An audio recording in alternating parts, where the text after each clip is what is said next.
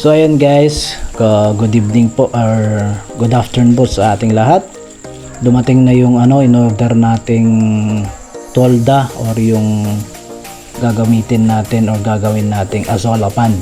So sa araw na to, ililipat na natin yung mga azolla na kinultivate or tinanim natin sa patsa. So ginawan ko yun ng video at kung paano magtanim or mag-cultivate ng azolla. So kailangan na natin siyang ilipat kasi dumami na siya guys. Actually nakapag-harvest na tayo ng almost mahigit 1 kilo. So binawasan natin kasi crowded na yung batya. Kaya kailangan ilipat na natin sa mas malaki or gagawa na tayo ng azolla pond. So etong in-order natin sa Shopee, napakadali or napaka-simple lang ayusin or buuin. Mangangailangan lang tayo ng 10 kawayan na gagamitin natin o gagawin natin pinaka-poste niya. Ayan.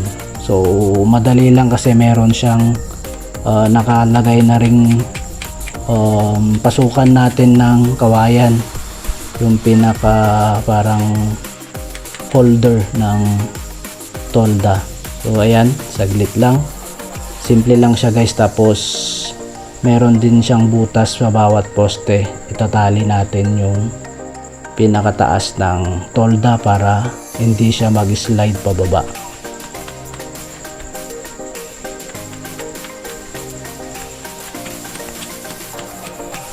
Binilisan na natin guys itong paglagay ng poste para hindi na masyadong mahaba yung video natin.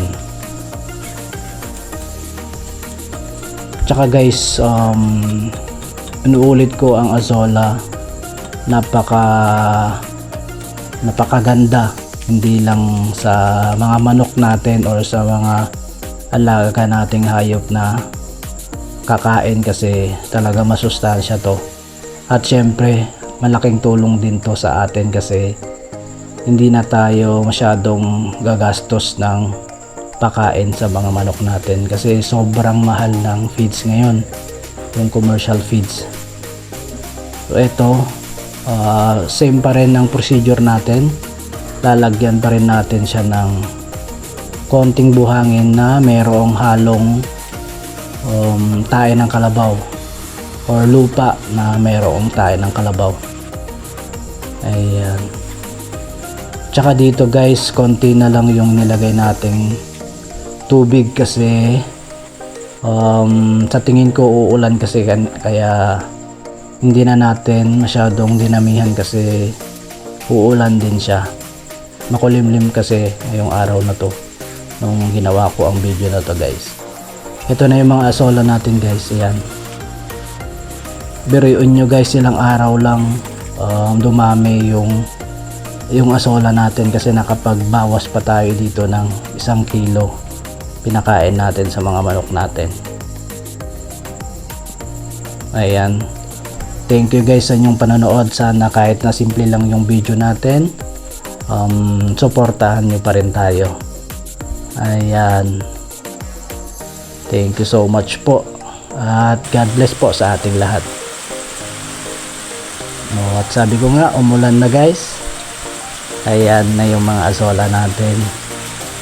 So nadagdagan na yung tubig. Okay, thank you so much ulit.